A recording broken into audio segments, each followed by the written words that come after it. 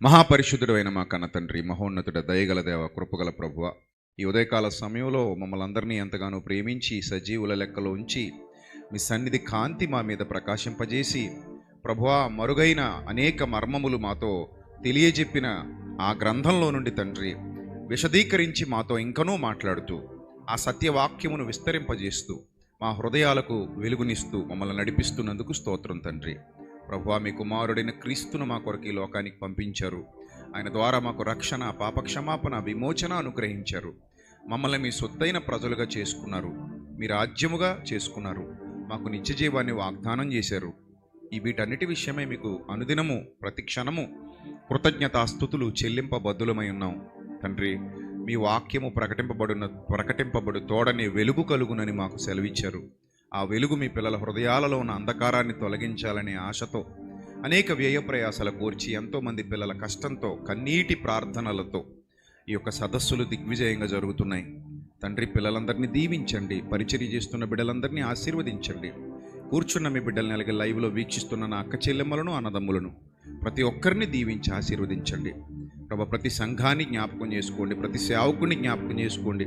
మీకు ఇష్టమైన బిడ్డలుగా ప్రతి ఒక్కరిని మలచి సరిదిద్ది మీకు అనుకూలంగా మార్చుకొని నడిపించమని ఘనత, మహిమ, ప్రభావములు మీకు మాత్రమే ఆరోపిస్తూ మీ సత్యవాక్య విస్తరణలో మమ్మల్ని ఇంకా బలపరచమని వేడుకుంటూ ప్రభా, మా యొక్క పరిచర్యలో ఉన్న లోటుపాట్లన్నిటినీ సరిదిద్దమని ప్రాధేయపడుతూ ప్రభా, కావలసిన సమస్తాన్ని అనుగ్రహించి మీ చిత్తమును సంపూర్ణముగా నెరవేర్చుటకు ప్రభా, యోగ్యులమైన పిల్లలుగా మీ ఎదుట నిలువబడుటకు మీ కాపుదల కోరుతూ, మీ ఆదరణ కోరుతూ, మీ యొక్క సహాయాన్ని కోరుతూ మీ ఆత్మాభిషేకంతో నింపబడినటువంటి మేము ప్రభా, సంపూర్ణ నిశ్చయత గలవారమై సమయోచితమైన జ్ఞానము మీ వద్ద నుండి పొందుకొనుచు మా హృదయంలో మీరు ఉంచినటువంటి ఈ జీవవాక్కులను ప్రపంచమునకు పంచిపెట్టుటకు మీ శక్తితో నింపి నడిపించమని వేడుకుంటూ ఘనత, మహిమ, ప్రభావములు మీకు మాత్రమే చెల్లిస్తూ మా కొరకు రానయ్యున్న ప్రభు అయిన క్రీస్తు పేరిట ఈ ప్రార్థన మనవులు సమర్పించి మీ వద్ద నుండి జవాబు పొందుకుంటున్నాం మా కన్న తండ్రి, ఆమేన్.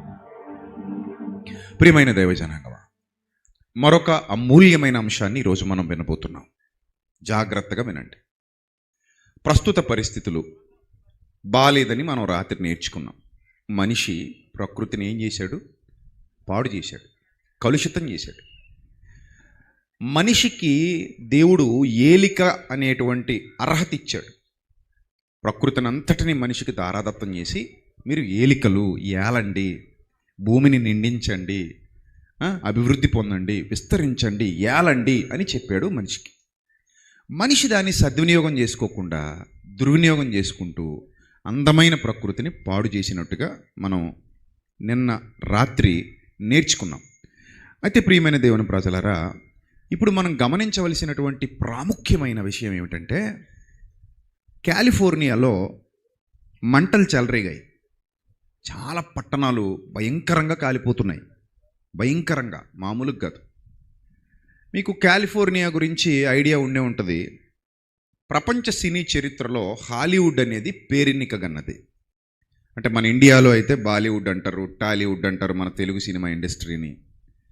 అలాగే కోలీవుడ్ అని, మాలీవుడ్ అని ఇంకేవో ఉన్నాయి వుడ్లు. ఈ వుడ్లన్నిటికంటే పెద్ద వుడ్ ఏది? హాలీవుడ్. అక్కడ నుంచే ఈ కల్చర్ వచ్చింది. అంటే ఈ సినిమా కల్చర్, ఈ సినిమా ప్రపంచానికి వ్యాపించటం. అక్కడ నుంచి ఎంతోమంది గొప్ప గొప్ప దిగ్గజ దర్శకులు మిలియన్ల కొద్దీ డబ్బులు వసూలు చేసినటువంటి చిత్రాలు చిత్రరాజాలుగా పిలువబడుతున్నవి. అందులో మీ అందరికీ తెలుసు, అవతార్ కానివ్వండి, జేమ్స్ కెమెరూన్ డైరెక్ట్ చేసిన అవతార్ కానివ్వండి, లేకపోతే టైటానిక్ కానివ్వండి, ఇంకా అంతకుముందు ఇంకా చాలా ఉంటాయి. అవన్నీ కూడా ప్రపంచాన్ని అబ్బురపరిచాయి. అక్కడ నుంచి ఇక ప్రపంచ దేశాలన్నీ కూడా ఈ చలనచిత్ర పరిశ్రమ ఏర్పడింది. అలాంటి హాలీవుడ్ చిత్ర పరిశ్రమ, దానికి సంబంధించినటువంటి గొప్ప గొప్ప నటులు, పెద్ద పెద్ద నటులు, నటీమణులు వాళ్ళందరూ కూడా కాలిఫోర్నియాలో ఉంటారు. అక్కడ ఇప్పుడు జరిగినటువంటి ఈ దావాలను, చాలా భయంకరమైనటువంటి దావాలను, మహాజ్వాలలు, ప్రచండమైన జ్వాలలు అలుముకున్నాయి. దానికి గాలి తోడైంది. అంటే దాదాపు ఒక 100 కిలోమీటర్స్ వేగంతో వీచే గాలులు వచ్చేస్తే ఏమవుతుంది పరిస్థితి? మొత్తం మంటలు దావాలనంలో వ్యాపించి పెద్ద పెద్ద పట్టణాలు, అక్కడ ఉన్నటువంటి ఆ ఏరియాలో ఉన్నటువంటి మంచి మంచి ప్రాంతాలు, రిచ్గా ఉన్నటువంటి ప్రాంతాలు పాడైపోతున్నాయి. నాశనం అయిపోతున్నాయి. మీరు ఇమేజెస్ చూడండి, ఎంత భయానకంగా వాతావరణం కనబడుతుందో, ఎంత భయానకంగా పరిస్థితులు కనబడుతున్నాయో చూడండి. అక్కడ చాలామంది పిల్లలు, చిన్న పిల్లలు కూడా ఉన్నారు చూడండి. అక్కడ పసిబిడ్డలు ఉన్నారా? పసిబిడ్డలు ఉన్నారా? కార్లు గాలిపోయాయి. ఇంకా అసలు ఆ కార్చిచ్చు ఇంకా వేగంగా విస్తరిస్తుంది, కారణమవుతుంది వీస్తున్నటువంటి గాలులు. పెద్ద పెద్ద బిల్డింగ్స్ కాలిపోతున్నాయి. చూడండి, ఎంత ట్రై చేసినా కూడా ఇంకా ఆ విపత్తును అమెరికా లాంటి అగ్రరాజ్యం కూడా, అమెరికా లాంటి గొప్ప దేశం కూడా ఆ కార్చిచ్చుని ఇంకా కంట్రోల్ చేయలేకపోతుంది. అంత ప్రమాదం అది, అంత భయంకరమైన ప్రమాదం. చూడండి ఆ పట్టణం ఎలా అయిపోయిందో మీరు చూస్తున్నారు. ఆ పట్టణం పరిస్థితి ఎలా ఉందో చూడండి. రిచ్ కంట్రీ, చాలా చాలా అత్యంత ధనిక నగరం, ధనికులు ఉండేటువంటి నగరాలు ఉన్న ప్రాంతం అది. ఆ ప్రాంతం పరిస్థితి అలా ఉంది, ఆ ప్రాంతం అలా మారిపోయింది. అలాంటి భయానకమైన వాతావరణం అక్కడ కనబడుతుంది. ఇంకా మంటలు అదుపులోకి రాలా. మరి ఎంతమంది చనిపోయారో ప్రస్తుతానికి తెలీదు. 24 మంది ఏమో చనిపోయారు అన్నట్టుగా వార్తలు వచ్చాయి, కానీ ఇంకా అధికారికంగా ఎంతమంది చనిపోయారు అనేది కంప్లీట్గా చాలామంది తెలియదని చెబుతున్నారు. అక్కడ అమెరికాలో ఉన్నటువంటి మన సహోదరులు కూడా నాతో మాట్లాడారు, అంటే వేరు ప్రాంతాల్లో ఉన్నవారు. వారితో కూడా నేను డిస్కస్ చేసినప్పుడు అసలు ఏంటి కాలిఫోర్నియాలో ఇంత భయంకరమైనటువంటి పరిస్థితులు తలెత్తడానికి గల కారణం ఏంటి, ఏం జరిగిందంటే వాళ్ళు చెప్పారు, ఇలాంటి పరిస్థితులు ఇక్కడ చాలా సహజంగా గతంలో కూడా జరిగాయి. ఈ కార్చిచ్చులు వ్యాపించడం, మంటలు వ్యాపించడం, అడవులు తగలబడ్డం. ఎందుకంటే విస్తారమైన అటవీ ప్రాంతాలు ఉన్నాయి అక్కడ, విస్తారమైన అటవీ ప్రాంతం అది ఆ ఏరియాలో ఉన్నాయి. సో అవి తగలబడ్డం వల్ల అలాంటి విపత్తులు గతంలో కూడా కొన్ని సందర్భాల్లో సంభవించాయి. అయితే ఇప్పుడు సంభవించినటువంటి ఇది ఏదైతే ఉందో చాలా తీవ్రతరమైనది, చాలా భయానకమైనది, చాలా ఇబ్బందికరమైంది.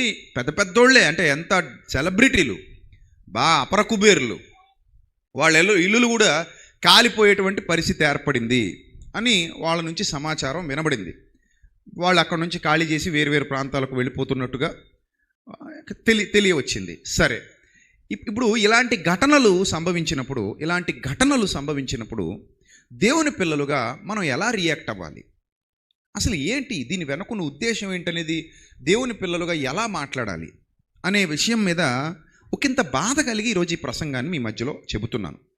దానికి గల కారణం ఏంటంటే, కొందరు, నేను ఫేస్బుక్ ఓపెన్ చేశాను ఇందాక, తెలంగాణకు చెందినటువంటి ఒక సహోదరులు మాట్లాడుతున్నారు, అలాగే మరొక కర్ణాటకకు చెందినటువంటి ఒక సహోదరులు మాట్లాడుతున్నారు, ఇంకా మరొక ఆంధ్రాకు చెందినటువంటి ఒక 2-3 సహోదరులు కూడా మాట్లాడుతున్నారు. కొంతమంది సహోదరులు అయితే ఫేస్బుక్లో పోస్టులు పెట్టారు నేరుగా. ఏమని పెట్టారంటే, కాలిఫోర్నియా అనేది సొదొమ గొమొర్రా లాంటి ప్రాంతం. సో ఈ సొదొమ గొమొర్రా లాంటి ప్రాంతం కనుక ఆనాడు ఆకాశం నుండి అగ్ని దిగి వారిని దహించినట్టుగా ఈరోజు దేవుని అగ్ని వారి మీదకి వచ్చింది, దేవుడి అగ్ని వారిని దహిస్తోంది అని కొన్ని పోస్టులు చూశాను. ఆ తదుపరి మరికొందరు, అక్కడ హాలీవుడ్ మీడియా ఎక్కువగా ఉంటుంది కనుక ఈ హాలీవుడ్ మీడియాలో వాళ్ళు ఏదో ప్రోగ్రామ్స్ కండక్ట్ చేసుకున్నారు. రెగ్యులర్గా జరుగుతాయి అవి కూడా. సినిమా పరిశ్రమకు సంబంధించినటువంటి ప్రోగ్రామ్స్ రెగ్యులర్గా ఎక్కడైనా జరుగుతూనే ఉంటాయి కదా, వాళ్ళు పబ్లిసిటీ వాళ్ళు చేసుకుంటూనే ఉంటారు. సో అలా జరుగుతూ ఉన్న క్రమంలో ఏదో ఒక పోల్ నిర్వహించారు. అందులో గాడ్ అని కింద రాశారు. ఆ గాడ్ అని కింద రాసినప్పుడు అక్కడ 0, ఎవరు కూడా దేవుణ్ణి లెక్క చేయలేదు గనుక అది జరిగిన 2 రోజుల్లోపే దేవుడు తగలెట్టి పడేశాడు మా దేవుడు. అంటే అది తగలెట్టేసింది మా దేవుడే. సో అది విన్నప్పుడు పాత నిబంధన బోధకులమా మనం క్రొత్త నిబంధన బోధకులమా అని ఒక అనుమానం వచ్చింది. మనం కొత్త నిబంధనకు వారసులం, పాత నిబంధన బోధకులం కాదు. మనం యూద ధర్మశాస్త్రానికి సంబంధించినటువంటి బోధకులం మనం కాదు. యేసుప్రభు కూడా కాదు. యేసుప్రభు యూదుడే కావచ్చు, కానీ యూద ధర్మశాస్త్రానికి సంబంధించిన బోధ ఆయన ఎప్పుడు కూడా అంగీకరించలేదు. అందులో నెంబర్ 1 ఎక్కడ కాన్ఫ్లిక్ట్ వచ్చింది, ఎక్కడ వాళ్ళకి ఈయనకి పొత్తు కుదరలేదు అంటే శాస్త్రి అనగా అర్థం ఏంటి, ధర్మశాస్త్రమును ఉపదేశించు ఉపదేశకుడు, ధర్మశాస్త్ర ఉపదేశకుడు గనుక అతన్ని ఏమని పిలుస్తారు, శాస్త్రి అంటారు. అలాగే అందులో పరిసయ్యుల తెగలున్నాయి, సద్దూకయ్యుల తెగలున్నాయి, ఇక రకరకాల తెగలున్నాయి. ఈ తెగలన్నిటిలో కూడా కన్ను తీస్తే కన్ను తీసేయాలి, కాలు తీస్తే కాలు తీసేయాలి, నో డౌట్ ఎట్ ఆల్. ఎవరైనా కన్ను తీసారా వాళ్ళ కన్ను కూడా లేపేయాలి. ఎవరైనా నీ కాలు కట్ చేశారా, వారి కాలు కూడా ఏం చేసేయాలి? కట్ చేసేయాలి. అలాంటి ఒక ఉగ్రత సంబంధమైన భావజాలం కలిగి ఉండేవారు. కంటికి కన్ను, పంటికి పన్ను. అదే యోధ జాతిలో పుట్టినటువంటి యేసుక్రీస్తు ప్రభువారు వెంటనే మాట్లాడుతూ సేవా పరిచర్యలో ముందుకొచ్చి అందరినీ కలుపుకుపోతున్నారు. సమరయుల్ని ద్వేషించట్లేదు, కనానీయుల్ని ద్వేషించట్లేదు, ఇతర అన్య జనాంగాలను ద్వేషించట్లేదు. ఎవరొచ్చినా కూడా వాళ్ళకి స్వస్థత చేస్తున్నారు, వాళ్ళని ఆదరిస్తున్నారు, వాళ్ళని ప్రేమిస్తున్నారు, మనిషిని మనిషిగా చూడాలని నేర్పిస్తున్నారు. నిన్ను వలె నీ పొరుగు వాడిని ప్రేమించని యూదులకు చెబుతూ, అలా ప్రేమించినోడు ఒక సమరయుడిరా నాయనా, మీరందరూనేమో ఆ దొంగల చేతిలో చిక్కిన వాడిని కొట్టిపడేస్తే వదిలేసి వెళ్ళిపోయారు. కానీ ఒక సమరయుడు, మీరు అంటరాని వాడిగా ఎంచుకుంటున్నటువంటి మీ జాతి కాని, మన జాతి కాని, గట్టిగా మాట్లాడితే ఆయన యూదుడే కదా, మన జాతి కాని, మనతో కూడా దేవాలయంలో ప్రవేశించడానికి అర్హత లేని ఒక అనామకుడు, ఒక అంటరాని వాడు సమరయుడు. ఆ సమరయుడు వచ్చి గాయాలతో కట్టబడిన వాడిని తీసుకుని పూటకోళ్ళ వాని ఇంటిలో పెట్టి పరామర్శించి, ఇంకేమైనా ఖర్చు అయితే నేను వచ్చినప్పుడు మళ్ళిస్తానని చెప్పి అంత ప్రేమను వ్యక్తపరిచాడు. అదిరా పొరుగువాడిని ప్రేమించటం అంటే. మీకు ఆ బుద్ధి లేదు, మీరు విడిచిపెట్టి వెళ్ళిపోయే బ్యాచ్ మీదని వాళ్ళను ఖండించటం మనకి తెలుసు. ఇలా చెప్పి ఆయన అంటారు, కుడి చెంప మీద కొడితే ఎడం చెంప తిప్పే ఆ స్థాయిని సంపాదించుకోండి.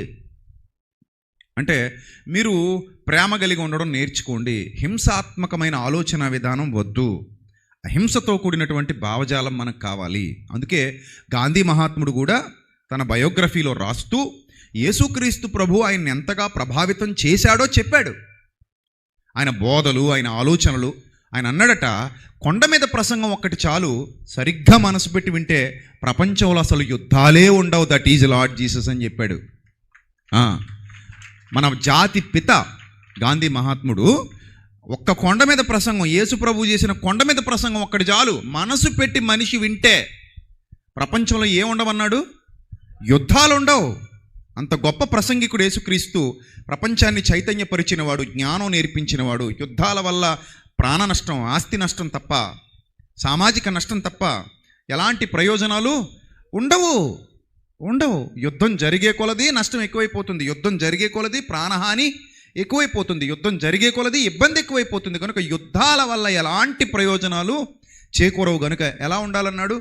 అహింస.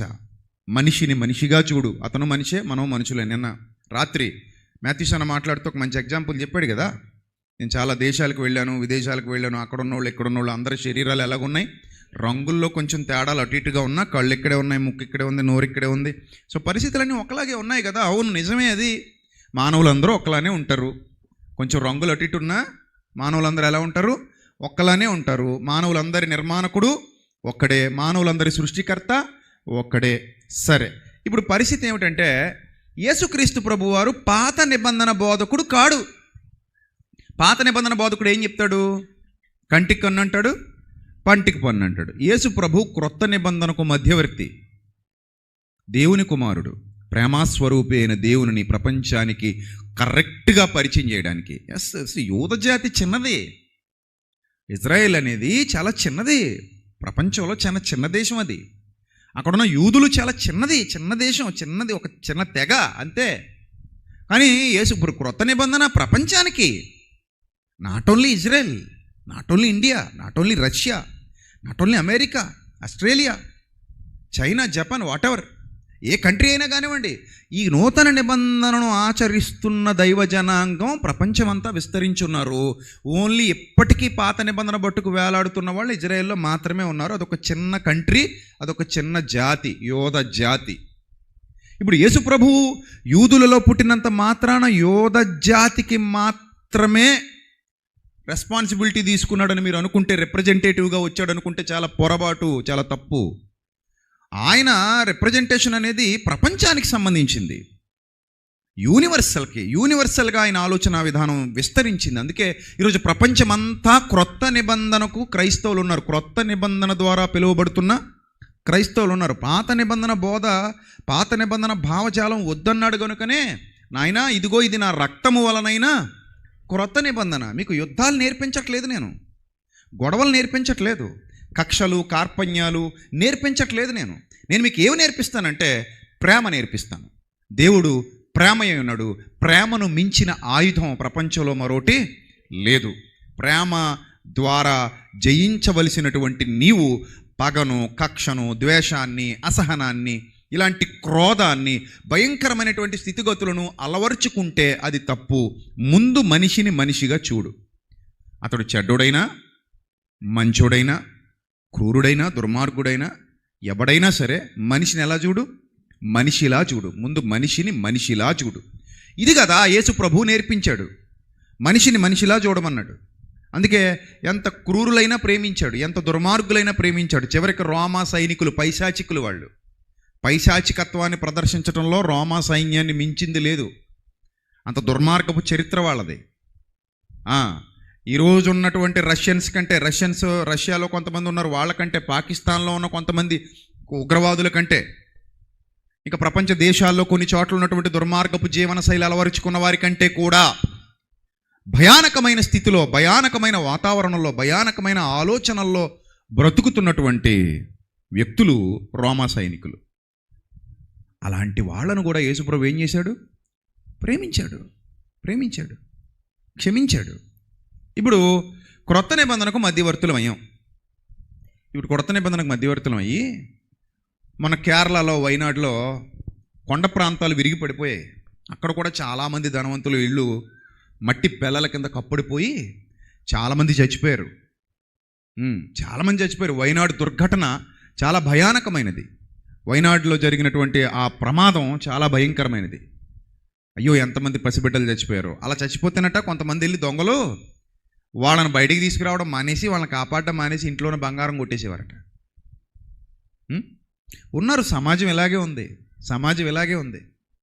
వైనాడు దుర్ఘటన అంత ప్రమాదం, అంత భయంకరమైన పరిస్థితి సమాజంలో జరిగితే కనీసం మంచి మనసుతో, ప్రేమతో ఆదరించడం పోయి వీళ్ళు ఏం చేశారట? డబ్బులు కొట్టేశారట, వాళ్ళ దగ్గర బంగారం కొట్టేశారట కేరళలో. అంటే క్రూరులు, దుర్మార్గులు. ఆ వైనాడు ఘటన కూడా మీకు స్క్రీన్ మీద చూడండి. ఆ వైనాడు ఘటన కూడా ఎంతమంది, ఎన్ని గృహాలు ఇబ్బందులు పాలైపోయి, ఎన్ని కొండ చర్యలు విడిగి పడిపోయాయి, ఎంత భయానకమైన పరిస్థితులు అక్కడ వ్యాపించాయి. అది కూడా చూసి కొంతమంది ఏమన్నారు తెలుసా? దేవుడు కేరళని కుదిపేస్తున్నాడు తస్సది అన్నారు. దేవుడు కేరళని ఏం చేస్తున్నాడు? నాశనం చేసేస్తున్నాడు, దరిద్రం వదిలిపోతుంది. ఇప్పుడు సాధారణంగా మనిషికి ఒక చెత్త మెంటాలిటీ ఉంటుంది.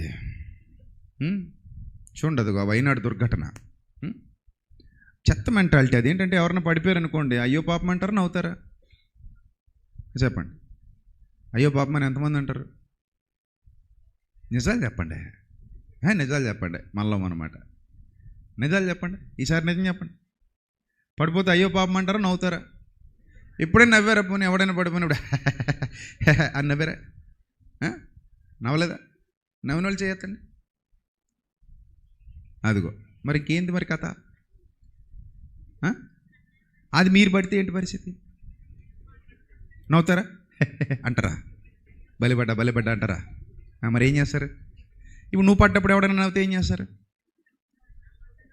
నవ్వుతారా? కోపం వస్తుందా? అంటే ఇప్పుడు పాయింట్ ఏంటంటే, మనిషి నిన్ను వలే అన్న పదాన్ని తీసేసి ఏంటి నన్ను వలే అని పెట్టుకున్నాడు. సాధారణంగా మనుషులు పడిపోయినప్పుడు, మనం పడిపోయినప్పుడు అయ్యో అనాలి అనిపిస్తుంది. అయ్యో పాపం అనాలని, దగ్గరకు వచ్చి అయ్యో పడిపోయావా, లేలే అనాలని, ఆ ఒంటికంటుకున్న మట్టి దులపాలని, దెబ్బలేమైనా తగిలాయా అని అడగాలని, ఆదరించాలని, ఇలా ఉంటుంది మైండ్ సెట్. ఏమ రైట్ ఆర్ రాంగ్ కదా? మరి ఈ ఊరికి ఆ ఊరు ఎంత దూరం, ఆ ఊరికి ఈ ఊరు అంత దూరం కాదా? చెప్పండి. కాదా? అవునా? అవును కదా. మరి వాళ్ళు ఎవరికో కూలిపోయాయి, వాళ్ళు అనీతిమంతులు, మీరు నీతిమంతులా? ఇప్పుడు ఒక పాయింట్ అడుగుతాను నేను. కాలిఫోర్నియాలో మొత్తం కాలిపోయిందండి. ఆ సభలో గాడ్ అని రాసి 0 మార్కులు వేసిన వాళ్ళు, దేవుడి కంటే మాకు లెక్కలేదు, దేవుడు అంటే మాకు విలువ లేదని చెప్పిన వాళ్ళు కాలిఫోర్నియా రాష్ట్రం అంతా కలిసి చెప్పారండి అక్కడ. ఇప్పుడు ఈ సభలో ఒక 5,000 మంది ఉన్నాం అనుకోండి. ఈ సభలో 5,000 మంది ఉన్నాం అనుకోండి. ఈ సభలో ఒక 5,000 మంది ఉంటే ఈ సభలో ఉన్న మనం దేవుడు లేడు, దేవుడు మాకు లెక్కలేదు అన్నాం. అలా అన్నందుకు ఆంధ్రప్రదేశ్ మొత్తాన్ని లేపేశాడు అనుకోండి దేవుడు. Is that right? చెప్పండి, ఈజ్ దట్ రైట్? కాదు కదా. ఒకవేళ అలా చేశాడు అనుకోండి, ఏమందాం దేవుడిని? తండ్రి, వాళ్ళెవరో ఒక 5,000 మంది ఒక సభలో కూర్చొని నువ్వు లేవంటే నేను నీ కుమారుని కదా, నేను నీ భక్తుడిని కదా. ఇంకొక ఆయన అంటాడు, ఊరంతా కాలిపోయిందట, చర్చి కాలిందట, సిలువు కాలేదంటాడు. మహానుభావుడు. అంటే ఇప్పుడు ఊరంతా కాలిపోయి, చర్చి కాలిపోయి, సిలువ ఒకటి కాలకుండా ఆపితే ఎన్ని సిలువలు ఉన్నాయరా నాయన కాలిఫోర్నియాలో? ఒంటి మీద ఉన్న సిలువు కాదా? మరి ఒంటి మీద ఉన్న సిలువు కాదా? చేతి మీద ఉంగరం మీద ఉన్న సిలువు కాదా? మరీ ఇంత చిన్న స్థాయి ఆలోచన విధానం మంది పెరగాలి కదా. సోషల్ మీడియాలో కదా మాట్లాడుతున్నాం మనం, ప్రపంచం అంతా వింటోంది కదా, చాలామంది చూస్తున్నారు కదా. అక్కడ నుంచి మన మీద ఒక నెగిటివ్ ఇంపాక్ట్ పడిపోద్ది కదా, మన మీద ఒక నెగిటివ్ ఇంపాక్ట్ వచ్చేస్తుంది కదా. దేవుని గురించి చెప్పాల్సిన విధానం ఇదేనా? ఆయన ఎంత హట్ అవుతాడు, నా గురించి కరెక్ట్గా చెప్పట్లేదు ఇడు అనుకున్నప్పుడు ఆయన హట్ అవుతాడు. అందుకే బోధించువాడు చాలా దొడ్డ పని, అది చాలా పెద్ద పని. జాగ్రత్త, కత్తి మీద సాము. నువ్వు బోధకుడివా, చాలా జాగ్రత్తగా ఉండాలి. అందుకే అన్నాడు, బోధకులైన వారు మరి కఠినమైన తీర్పు పొందుదురని ఎరిగి మీలో అనేకులు బోధకులు కాకుండుడి అన్నాడు. త్వరపడకూడదు, కొంచెం ఆలోచించాలి. ఇప్పుడు కాలిఫోర్నియాలో పిల్లలు ఉంటారు, ఉండరా? చిన్న పిల్లలు ఉంటారు. వాళ్ళు పాపాత్ములేనా? వాళ్ళు దుర్మార్గులేనా? మరి వాళ్ళు భయంకరులేనా? కాదు కదా. ఇప్పుడు కాలిఫోర్నియాలో కొద్దో గొప్ప దేవుని కోసం కనీసం ఒక 50%, ఒక 70%, 100% కాదనుకుందాం, బ్రతికే దేవుని పిల్లలు ఉంటారా? ఉంటారుగా. సొదొమ గొమొర్రాలో కూడా లోతున్నాడు కదయ్యా. నా పాయింట్ నీకు అర్థమవుతుందా? సొదొమ గొమొర్రాలో కూడా ఎవరున్నారు? లోతు అనే ఒక నీతిమంతుడు ఉన్నాడా లేదా? ఉన్నాడుగా. మరి అలాంటప్పుడు సొదొమ గొమొర్రాని లేపేద్దామని నిర్ణయించుకున్న దేవుడు పాత నిబంధనలో, క్రొత్త నిబంధన కదా, పాత నిబంధనలో ముందు చూద్దాం. పాత నిబంధనలో సొదొమ గొమొర్రాని తీసేద్దాం అనుకున్నాడు దేవుడు. అలా తీసేద్దాం అనుకున్నప్పుడు అబ్రహాముకి చెప్తాడు, నాయనా ఆ పట్టణమును గురించిన మొర్ర చాలా భయంకరంగా ఉంది. పిల్లలు, పెద్దలు, చిన్నలు, వృద్ధులు అందరూ అలాగే తగలడ్డారు. పిల్లలు కూడా అదే నేర్పించేశారు. వాళ్ళందరూ ఇలాగే ఉన్నారు. ఒకసారి చూసి దిగిపోదాము, చూసి వద్దాము అంటే అప్పుడు ఆయన అంటాడు, ప్రభువా అక్కడ ఒక 50 మంది నీతిమంతులు ఉంటే వదిలేస్తావు ప్రభువా? ఒక 50 మంది ఉంటే వదిలేస్తావు ప్రభువా? ఆదికాండం 18వ అధ్యాయము 38వ వచనం. ఆదికాండం 28. ఆదికాండం 18వ అధ్యాయము 28 చదవండి. 50 మంది నీతిమంతులు ఉంటే ఒకవేళ 5 తగ్గుతారేమో ప్రభువా? మరి 5 తగ్గితే నువ్వు పట్టణం అంతా చంపేస్తావు ప్రభువా, పట్టణం అంతా కాల్చేస్తావు ప్రభువా నువ్వు అన్నాడు. అప్పుడు ఏమన్నాడు ఆయన? అరే నాయన, అందుకు ఆయన అక్కడ నాకు 45 మంది కనబడితే పట్టణాన్ని వదిలేస్తాను. రైట్. ఇంకా రెండోది, ఇంకా తగ్గుతున్నాడు. లీస్ట్కి వచ్చేయండి. ఇంక ఇవన్నీ మీకు తెలుసు కదా, లీస్ట్కి వచ్చేయండి. లీస్ట్ ఎంతట? ఇంకా 10 మంది కనబడితే అప్పుడు ఆయన ఆ 10 మందిని బట్టి నాశనం చేయను. 10 మందిని బట్టి నాశనం చేయను. అమెరికాలో ఎంతోమంది నీతిగా బ్రతుకుతున్న దేవుని సేవకులు ఉన్నారు, నాకు తెలుసు. కొంతమంది ఉన్నారు, సత్యం కోసం పోరాడుతున్న వాళ్ళు ఉన్నారు. అక్కడ కూడా సత్యం కోసం కష్టపడుతున్న వాళ్ళు ఉన్నారు. అక్కడ నుంచి కూడా అపోలజెటిక్స్, దేవుని యొక్క జ్ఞానాన్ని వ్యాప్తి చేస్తున్న చాలామంది ఉన్నారు. అలాగనే మోసగాళ్ళు కూడా సమృద్ధిగా ఉన్నారు, నేను కాదని అనట్లేదు. కానీ దేవుని పిల్లలు ఉన్నారు, అక్కడ కూడా ఉన్నారు. దేవుని కొరకు బ్రతికేవారు ఉన్నారు, అక్కడ దేవుని నీతిని వెతికేవారు ఉన్నారు కొందరు. ఇక్కడ ఏమంటాడంటే ఒక 10 మంది కనబడితే వదిలేస్తాడు, ఒక్కడున్నా వదిలేస్తాడు ఆయన. నీతిమంతుడు ఉంటే ఆ పట్టణాన్ని కాపాడతాడు. లోతున్నాడు, తీసుకొచ్చాడు బయటికి, లోతుని తీసుకొచ్చి ఇంకప్పుడు ఆ పట్టణాన్ని ఏం చేశాడు? దహనం చేశాడు. ఇది ఎప్పుడు జరిగింది? ఎప్పుడో కొన్ని వేల సంవత్సరాల క్రితం జరిగింది ఆ సంఘటన. ఇప్పుడు కాదు, కొన్ని వేల సంవత్సరాలు గడిచిపోయాయి. ఎప్పుడో మెసొపొటేమియా నాగరికత కాలం అది. అప్పుడు ఆ తర్వాత ఎన్నో తరాలు గడిచాయి, ఎంతోమంది ప్రవక్తలు వచ్చారు, ఎంతో జ్ఞాన విస్తరణ జరిగింది. ప్రపంచానికి పాఠాలు నేర్పించటం మొదలైంది. దేవుని జ్ఞానం విస్తరిస్తోంది. అప్పుడు క్రొత్త నిబంధన ఏర్పాటైంది. మీరు గమనించండి, పాతది పరిపూర్ణం అనుకుంటే కొత్తది ఇవ్వాల్సిన అవసరత లేదు. అదే చెప్పాడు బైబిల్ గ్రంథంలో హెబ్రీ పత్రికలో. పాతది పరిపూర్ణం కాదు గనకనే ఏమి ఇచ్చామంటాడు? కొత్తది ఇచ్చామంటాడు. పాతదే పరిపూర్ణం అయితే ఇంకా కొత్తది ఇవ్వాల్సినంత నిశ్చయత లేదు, అవసరత లేదు కదా.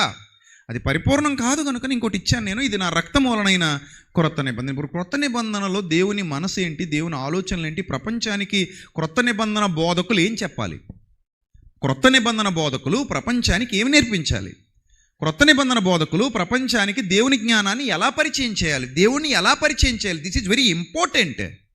బేసిక్ నాలెడ్జ్ అంటారు దీన్ని, బేసిక్ నాలెడ్జ్. ఇప్పుడు వైనాడు చూపించేసి వైనాడులో జరిగినటువంటి కల్లోలానికి మా తండ్రే కారణం, మా ప్రభువే కారణం, మిమ్మల్ని బలినాశనం చేసేసాడని మనం చప్పట్లు కొడితే ఈజ్ దట్ క్రిస్టియానిటీ? ఆయన చెడ్డవారి మీదను మంచివారి మీదను తన సూర్యుని ఉదయింపజేస్తున్నాడు, నీతిమంతుల మీదను అనీతిమంతుల మీదను తన వర్షమును కురిపిస్తున్నాడని గ్రంథంలో యేసు ప్రభువే సాక్ష్యం ఇస్తుంటే నీతిమంతులైనా అనీతిమంతులైనా దేవుడు బాగానే కాపాడుతున్నాడు. అపోస్తుల కార్యాల 14వ అధ్యాయంలో కూడా అన్యజనుల మధ్యకి వెళ్ళి అపోస్తుడైన పౌలు సువార్త ప్రకటిస్తూ అంటాడు, మీరు దుర్నీతిపరులు అయినప్పటికీ, మీరు ఇంకా సత్యంలో లేకపోయినప్పటికీ, మీరు ఇంకా రక్షణ పొందనప్పటికీ, మీరు ఇంకా దేవునికి క్షమాపణ చెప్పనప్పటికీ, దేవుని మనసు ఎరగనప్పటికీ, దేవుని కొరకు బ్రతకనప్పటికీ మీకు ఆకాశం నుండి ఫలవంతములైన ఋతువులను దయచేయచ్చు. అపోస్తుల కార్యాలు 14వ అధ్యాయము 17. అపోస్తుల కార్యాలు 14వ అధ్యాయము 17. ఎస్, కరెక్ట్గా చెప్పానుగా. అయినను ఆకాశం నుండి మీకు వర్షమును ఫలవంతములైన ఋతువులను దయచేయచ్చు, ఆహారమును అనుగ్రహించుచు, ఉల్లాసముతో మీ హృదయములను నింపుచు, మేలు చేయుట చేత నా తండ్రి మేలు చేయువాడు, మేలు చేయుట చేత తన్ను గూర్చిన సాక్ష్యము లేకుండా చేయలేదని బిగ్గరగా చెప్పిరి. అన్యజనులు వాళ్ళ మధ్యలోకి వెళ్ళి అపోస్తలుడైన పౌలు సువార్త ప్రకటిస్తూ, దుర్మార్గులారా, నీచులారా, మిమ్మల్ని లేపేస్తాడరా మా తండ్రి అని అనలేదు అక్కడ. మీరెంత దుర్మార్గులైనా, మీరెంత నీతిమాలిన వారైనా మిమ్మల్ని కాపాడుతున్నాడు కాబట్టి మారు మనసు పొందండి, మీరు మారు మనసు పొందండి. రైట్. ఇప్పుడు క్రొత్త నిబంధన భావజాలాన్ని మనం అర్థం చేసుకుంటే వైనాడులో జరిగినటువంటి ఘటనలు కానివ్వండి, లేకపోతే ఇక్కడ జరిగినటువంటి ఘటనలు కానివ్వండి, ఈ ఘటనలన్నిటికీ కూడా కొన్ని కారణాలు ఉంటాయి, వాటిని అన్వేషించాలి. ముఖ్యంగా మంటలు తగలడిపోవడానికి, మంటల్లో అవి తగలడిపోవడానికి కానివ్వండి, లేకపోతే ఇలాంటి విపత్తులు జరగడానికి కానివ్వండి, మనిషి చేస్తున్న తప్పులు కారణం. వైనాడులో ఉన్న కొండలు 2020లోనో 2010లోనో ఏర్పాటైన కొండలు కావవి. ఎప్పటి నుంచి ఉన్నాయి ఆ కొండలు? నాకు చెప్పండి, మీరు చెప్పండి. వైనాడులో ఉన్నటువంటి ఆ కొండలు ఎప్పటి నుంచి ఉన్నాయని అడుగుతున్నాను మిమ్మల్ని నేను. ఎప్పటి నుంచి ఉన్నాయి? సృష్టి ఆరంభం నుండి అలానే ఉన్నాయి అవి. మరి ఇప్పుడు ఎందుకు జారిపోయినాయి? ఏదో జరుగుతుంది. మన వాళ్ళు కిలమంత్రం చేస్తారు కదా. మనిషి ఎవడు? పనికిమాలినోడు, ప్రకృతిని పాడు చేయటంలో ముందుంటాడు. ఇప్పుడు మిమ్మల్ని అడుగుతాను, సొదొమ గొమొర్రా, ఏది కాలిఫోర్నియా సొదొమ గొమొర్రా అనుకుందాం. మరి మన గోవా ఏంటి? మన గోవా మరి ఏమంటారు దాన్ని? సొదొమ గొమొర్రా అనరేమో. నేను ఎప్పుడు వెళ్ళలేదు కానీ ఎప్పుడైనా వెళ్తే చూడాలి. అంత అలా అని గోవా అంతా చెడ్డది కదా. మళ్ళీ గోవాలో కూడా మంచి మంచి చర్చెస్ ఉన్నాయి, గోవాలో కూడా నీతిగా బ్రతికేటోళ్ళు ఉన్నారు, గోవాలో కొన్ని ప్రాంతాలు.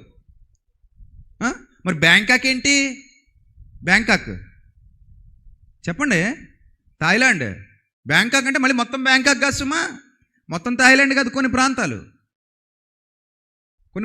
అక్కడ ప్రజలు. ప్రపంచ దేశాల్లో ఎక్కడ అసలు యేసుప్రభు ఏమంటాడంటే, మనుష్య కుమారుడి రాకడ సంభవించబోయే సమయానికి ప్రపంచం మొత్తం ఒకేలా ఉంటుంది. దెర్ ఆర్ నో డిఫరెన్స్ ఏమి ఉండదు. ఇప్పుడు ప్రపంచం మొత్తం అలాగే ఉంటుందని మరి నీతిమంతులు ఉండరన్నాడా యేసుప్రభు? ఉండడా? అలాగైతే మన అందరం కూడా ఎక్కడ పోవాలి ఇప్పుడు? సొదొమ గొమొర్రా బ్యాచ్ అయినా మనం? కాదుగా. అలాగని అందరం నీతిమంతులని చెప్పగలమా? చెప్పలేంగా. మొత్తానికి ఆయన కొరకు బ్రతికేవారు, ఎత్తబడేవారు మొత్తం మీద ఉంటారా ఉండరా? అయ్యో ఉండాలి, లేకపోతే ప్రవచనం నెరవేరదుగా. ఉండాలి, ఎవరొకరు ఉండాలి, ఎత్తబడాలి, వెళ్ళాలి, ఆయన దగ్గరికి వెళ్ళాలి. మరి అలాంటప్పుడు మా దేవుడే, మా ప్రభువే వేసాడు, మా ప్రభువే తీసాడని మనం ఎందుకు ఆలోచించాలి కదా. అదేమో అందరూ అన్యజనులు ట్రోల్ చేస్తారు. ఇదిగోనట్టు ఏళ్ళ దేవుడేనట, ఇక్కడ రప్పించినట్టు ఏళ్ళ దేవుడేనట్టు, చంపేస్తున్నట్టు ఏళ్ళ దేవుడే, పొడి చేస్తున్నట్టు ఏళ్ళ దేవుడు నరికేస్తున్నాడు. ఒకటి చెప్పు, దేవుడు ఉన్నాడు రా నాయన, జాగ్రత్తగా ఉండు. మరణం తర్వాత నీ కర్మఫలాన్ని అనుభవించాలి నువ్వు, నీ క్రియల ఫలితాన్ని అనుభవించాలి నువ్వు. మనుష్యుడా, నువ్వేం విత్తుతున్నావో ఆ పంటను కొయ్యాలి నువ్వు. ఇది సువార్త, చెప్పు, తప్పులేదు. దేవుడు ఉన్నాడు, జాగ్రత్త అని చెప్పు. ఇక్కడ పోలీసు వాడు వదిలేస్తాడు, కేసు కొట్టేస్తాడు. అక్కడ పోలీస్ కంటే గొప్ప పోలీసు ఉన్నాడు, ఆయన చట్టంలో నీ కేసు తిరిగి రీఓపెన్ చేస్తాడు. ఇక్కడ క్లోజ్ అయిపోయిన కేసు అక్కడ ఓపెన్ అవుతుంది. దేవుడు ఉన్నాడు, జాగ్రత్త అని చెప్పు. ఇక్కడ కేసు క్లోజ్ అయిపోయింది, హ్యాపీ, కానీ అక్కడ కేసు ఓపెన్ అయింది. ఇక్కడ చస్తే కేసు క్లోజ్ అవుతుంది, అక్కడ చస్తే కేసు ఓపెన్ అవుతుంది. భలే ఉంది కదా. ఇక్కడ చస్తే కేసు ఏమవుతుంది? క్లోజ్ అవుతుంది. చచ్చాక నీ కేసు అక్కడ ఏమవుతుంది? ఓపెన్ అవుతుంది. దట్ ఈస్ గాడ్ అని చెప్పు, అంతే. కానీ మనిషి చేసిన తప్పులన్నీ తీసుకొచ్చి దేవుడి మీద వేసేయకు. ఇప్పుడు అక్కడ అంత పెద్ద దావాలను వ్యాపించింది, ఇంత పెద్ద మంట కూడా అంత పెద్ద మంటతో స్టార్ట్ అవుద్దా? అడవిని తగలెట్టడానికి ఏం చాలంటారు? చిన్న అగ్గిపూల చాలట. లాస్ ఏంజిల్స్ కార్చిచ్చు, ఆ ఇమేజ్ ముందే. కాలిఫోర్నియా చరిత్రలోనే అత్యంత విధ్వంసకరమైన విపత్తుగా పేర్కొంటున్నారు. Yes, it's true. కాలిఫోర్నియా చరిత్రలో అలాంటి విపత్తు ఇప్పటివరకు రాలా, కానీ అప్పుడప్పుడు జరిగాయి. పైనుంచి హెలికాప్టర్స్తో వాళ్ళు ఆర్పడానికి ప్రయత్నం చేశారు మంటలవి. బలంగా వీస్తున్న పొడిగాలుడు ఈ కార్చిచ్చులు మరింత వేగంగా విస్తరించడానికి కారణమవుతున్నాయి. దీంతో కార్చిచ్చు మరిన్ని రోజులు కొనసాగే అవకాశాలు ఉన్నాయి. ఇంచుమించు 14,000 ఫైర్ ఇంజన్స్ పనిచేస్తున్నాయట ఆర్పడానికి. 14,000 అంటే మాటలా? అందులో చాలామంది చిన్నపిల్లలు కూడా ఉన్నారు. మన పిల్లలే ఉన్నారనుకోండి కాలిఫోర్నియాలో, మీ రియాక్షన్ ఏంటి ఇప్పుడు? అరే వేసేస్తున్నాడు రోయ్ నిన్ను అంటావేటి, పిల్లడికి ఫోన్ చేసి అనవుగా, జాగ్రత్తరా బిడ్డ, నాయనా క్షేమంగా ఇంటికి చేరుకోరా నాయన అంటావా? తల్లిని అడుగుతున్నాను నేను, తల్లుల్ని అడుగుతున్నాను, ఏమంటారు మీ పిల్లల్ని? అరే నాయనా క్షేమంగా వచ్చారా నాయన, అనవసరంగా పోయేవరా, నా దగ్గర ఉంటే బాగుండేదిరా, నిద్ర పట్టట్లేదురా నాయన, కడుపు కోతగా ఉందిరా నాయన, భయంగా ఉందిరా నాయన, అన్నం దిగట్లేదురా నాయన అంటావా? అంటావా? మరి అక్కడున్న తల్లులు కదా, అక్కడున్న తండ్రులు కదా, అక్కడున్న పిల్లలు కదా, పిల్లలేగా. ఎందుకు మరి? ఏంటి అసలు మనం ఒకసారి ఆలోచించాలిగా, కొంచెం ఆలోచించాలిగా. ప్రతిదీ తీసుకెళ్ళి మా దేవుడు వేసేస్తున్నాడంటే అది కాదు. ప్రకృతిలో కొన్ని నియమాలు ఉంటాయి, ప్రకృతిలో కొన్ని పద్ధతులు ఉంటాయి. దేవుని ప్రభుత్వం ఇది, ఆయన ప్రభుత్వంలో కొన్ని పద్ధతులు ఉంటాయి. మనిషి ఈ ప్రకృతిని ఎలా వాడుతున్నాడు అనేది ఇంపార్టెంట్. ఈరోజు గ్లోబల్ వార్మింగ్, చెట్లు కొట్టేస్తున్నాడు. ఇది వరకు ఎంత చెట్లు ఉండేవో, ఇప్పుడు ఎక్కడ చూసినా హైదరాబాద్లో ఎక్కడైనా చెట్లు కనబడతాయి మీకు? చెట్లు కనబడతాయి, పొట్లు కనబడతాయా? గుట్టలన్నీ మెట్లు నరికేసి ఏం చేస్తున్నారు వాళ్ళు? ఇది వరకు గుట్ట అంటే ఏంటి? యాదగిరి గుట్ట, పంజా గుట్ట అంటే అర్థం ఏంటి? అదో గుట్ట, దాని మీద చెట్లు మెట్లు పుట్టలు తట్టలు ఏవి ఉండేవి. ఇప్పుడు మొత్తం నరికి పడేసి ఆకాశ హర్మియానాలు కట్టేసి ఫ్లాట్ 10 మందికి అమ్మి పడేస్తున్నారు. అందులో ఉండేవాళ్ళు చచ్చేవాళ్ళు ఎవరు ఉంటారో మనకు తెలియదు. కానీ నాశనం. బెంగళూరు ఒకప్పుడు ఎంత బాగుండేది, ఏం చేసాం? వాటర్ కనపడకుండా పోయింది బెంగళూరులో. మనం 2 కోట్లు 3 కోట్లు పెట్టుకున్న అపార్ట్మెంట్లో వాటర్ దొరక్క రోడ్డు మీదకి వచ్చి బిందెలు పెట్టి గొడవ చేస్తున్నారు. 3 కోట్ల అపార్ట్మెంట్ అవ్వా అన్నారు జనాలు. ఏమన్నారు? మన హవ్వ కాదు, ఇది ఒక రకమైన హవ్వ ఇది. ఏమన్నారు? అరే నాయన 3 కోట్ల అపార్ట్మెంట్ రా నాయన, బిందె పెట్టుకు రోడ్డు మీదకి వచ్చి గొడవ చేస్తున్నారు ఇంద్ర నాయన, హవ్వ అన్నారనమాట వాళ్ళు. చిచ్చి అనిపించింది. నరుక్కుంటూ పోతున్నారు. ఇంకా చెట్లు నరికేసి, పొట్లు నరికేసి, ప్రకృతిని పాడు చేసేసి, సముద్రాలని నాశనం చేసేసి, జంతుజాలాన్ని నాశనం చేసేసి, గ్లోబల్ వార్మింగ్ పెంచేసి, పనికి మళ్ళీ టెక్నాలజీ అంతా తీసుకొచ్చేసి, ఇంకా భావితరాలకి ఏమి ఇవ్వం మనం. కెమికల్స్ భూగర్భంలోకి పంపించేసి మొత్తం సర్వనాశనం చేసేసి, తవ్వాల్సిన చోట తవ్వేసి, తవ్వకూడని లోతుల్లో కూడా వెళ్ళిపోయి మొత్తం తవ్వి తీసేసి, మనిషి స్వార్థపూరిత ప్రయోజనాల కోసం ప్రకృతిని విచ్చలవిడిగా నాశనం చేసేస్తే మరి తేడాలు వస్తాయి రావా? ఏది కిడ్నీలో సగం మొక్క కోసేసి బయటికి సిరితే ఏమవుద్ది? సాయంత్రానికి సస్తావా? ముక్కులో ఏదో ఇనప మొక్కెట్టు గుచ్చి పొడిసేసి కాసేపటికి ఇలా రక్తం కారుతూ ఉండగా ప్రశాంతంగా ఉన్నావు అనుకో, సాయంత్రానికి సవ్వా? చచ్చిపోతావా? అంటే దేహాన్ని అందంగా ఉంచుకోవాలొద్దా? ఉంచుకోవాలి. అక్కడికి వెళ్ళి ఫ్లగ్ ఉందని చెప్పి వేలెట్టి 2 పక్కల 2 వేలెట్టి ఊగావు అనుకో, సత్తావు. దానికి ఒక పద్ధతి ఉంది. శరీరాన్ని ఒక పద్ధతి, ఒక జాగ్రత్తగా వాడుకోవాలి. అలాగే ప్రకృతి కూడా ఒక నియమం ఉంటుంది, ఒక పద్ధతి ఉంటుంది, జాగ్రత్తగా వాడుకోవాలి. నాశనం ఇప్పుడు ఎవడో చిన్న అగ్గిపుల్ల వేసేసి ఉంటాడు, మొత్తం రగిలిపోయింది అంతే, మొత్తం స్మాష్ అయిపోతుంది. ఇప్పుడు దేవుడు వచ్చి కాపాడాలి నిన్ను. ఎన్నిసార్లు కాపాడాలి? ఎంతమంది నన్ను కాపాడాలి? నువ్వు పాపం చేసుకుంటూ పో, నువ్వు పాడు చేసుకుంటూ పో, నువ్వు నాశనం చేసుకుంటూ పో, నీ వల్ల అమాయకులు బలైపోతున్నారు. నేను ఎప్పుడు చెప్తుంటాను, హైదరాబాద్లో ఇద్దరు పాపం పొద్దునే మార్నింగ్ వాక్ వెళ్ళారు. ఎవడో పేకల దాకా దాగి కారు రయ్యమని వేసుకొచ్చి వాళ్ళు ఇద్దరిని కొట్టి చంపేశాడు. తప్పు ఎవరిది ఇప్పుడు? వాళ్ళదేం తప్పు? వాళ్ళు రోజు చేసే దినచర్య చేస్తున్నారు, వాళ్ళు వాకింగ్కి వెళ్తున్నారు, ఇటు వచ్చి చంపేశాడు. నేను పాటలో కూడా అదే చూపించాం, అది అర్థం కావాలని. పాపం పోషా పడుకుంది, ఆనందని చెయ్యి ఆడొచ్చి తలమే కొట్టిస్తాడు బన్నీ బాబు. అప్పుడు అమ్మాయి చచ్చిపోయింది. ఇప్పుడు తప్పు ఎవరిది? పడుకున్నందుకు వస్తుందా? బంగారం కొనుక్కుని ఇంట్లో దాచుకున్నందుకు తప్ప ఆవిడది అందామా? అనకూడదు కదా. బన్నీదే తప్పు. మరి ఏం చేద్దాం? వాళ్ళ అమ్మ ఎక్కడ ఉందో గొడవ పెట్టేది. ఏం నా కొడుకుని తప్పు అంటున్నారేంటి, సినిమా తీసేసి అంటది. సో మనిషి చేస్తున్నటువంటి పైశాచికపు పనులు కొన్ని ప్రకృతి మీద ప్రభావం చూపిస్తున్నాయి. అంత మాత్రాన అన్నీ తీసుకెళ్ళి దేవుడి అకౌంట్లో వెయ్యొద్దు. వైనాడు ఘటన కానివ్వండి, ఇంకోటి కానివ్వండి. ఆ మధ్య ఎక్కడో కైలాస్ అక్కడ జరిగిన ఏంటది ఏరియా, అందరూ యాత్రకు వెళ్తారు కదా, కాదు చార్ధామ్ యాత్ర ఏదో వెళ్తారు, అమర్నాథ్, కేదార్నాథ్ కానీ అమర్నాథ్, అదే కేదార్నాథ్. అక్కడ జరిగినటువంటి విపత్తు కానివ్వండి, అక్కడ జరిగినటువంటి సంఘటనలు కానివ్వండి. సో ప్రతి సంఘటన వెనక కొన్ని కారణాలు ఉంటాయి. ఇప్పుడు మనం ఏం ఆలోచించాలంటే, విపత్తు సంభవించే సమయానికి, అనగా భయంకరమైనటువంటి పరిస్థితులు ఎప్పుడైతే సంభవిస్తాయో, ఈ సంభవించేవి ఎలా ఉండబోతున్నాయో దేవుడు తెలియజేస్తూ క్రొత్త నిబంధనకు వచ్చేసాం మనం. ఇప్పుడు మనం ఏ బోధకులం అయిపోయాం? క్రొత్త నిబంధన బోధకులం అయిపోయాం. క్రొత్త నిబంధనకు వచ్చేసిన తర్వాత ఆయన ఏం చెబుతున్నాడో ఒకసారి చూద్దాం. లూకాసు వార్త 9వ అధ్యాయము. యేసు ప్రభు వారి యొక్క క్యారెక్టర్ తెలియాలి మీకు. ఈ క్యారెక్టర్ చెప్పండి ప్రపంచానికి. ఈ లూకాసు వార్త 9వ అధ్యాయము 51 చూద్దాం. లూకాసు వార్త 9వ అధ్యాయము 51. ఈ క్యారెక్టర్ మనం ప్రపంచానికి చెప్పాలి. This is my lord Jesus Christ character అది చెప్పాలి. అంతే తప్ప మీరు వేదికల మీదకి వచ్చి, లేకపోతే సోషల్ మీడియాలోకి వెళ్ళి కాలిఫోర్నియా తగలెట్టేసింది మా యేసు ప్రభువే, వైనాడులో మొత్తం అందరినీ కూల్చి చంపేసింది మా యేసు ప్రభువే అని చెప్పకూడదు. ఒక మాట మీకు చెప్పి అప్పుడు ఈ వచనంలోకి వెళ్తాను. ఇప్పుడు కాలిఫోర్నియాలో ఎవడో ఒక మీటింగ్ పెట్టుకున్నాడు, గాడ్ అనే పదానికి 0 మార్కులు వేసాడు. అది కరెక్ట్ అని మనం అనుకుందాం కాసేపు. అందుకనే మొత్తం కాలిఫోర్నియా 2 రోజుల్లో తగలడిపోతుంది అనుకుందాం. ఒకవేళ అదే నిజం అనుకుందాం. ఆ జిన్పింగ్ ఫోటో అయినా అక్కడ, ఈ జిన్పింగ్ అనేవాడు చైనా అధ్యక్షుడు. చైనా భూభాగంలో మనకంటే పెద్దది, జనాభాలో మనకంటే పెద్దది, విస్తారమైన జనాభా కలిగినటువంటిది. అలాగే టెక్నాలజీలో కూడా ఈరోజు చైనా చాలా అభివృద్ధి పదంలో నడుస్తోంది. కావాలంటే మీరు యూట్యూబ్లోకి వెళ్ళి వీడియోలు చూడండి. చైనాలో ఉన్నంత టెక్నాలజీ ప్రపంచంలో మరి ఏ ఇతర కంట్రీస్లో లేదంత వేగంగా అభివృద్ధి చెందుతుంది ఇప్పుడు చైనా.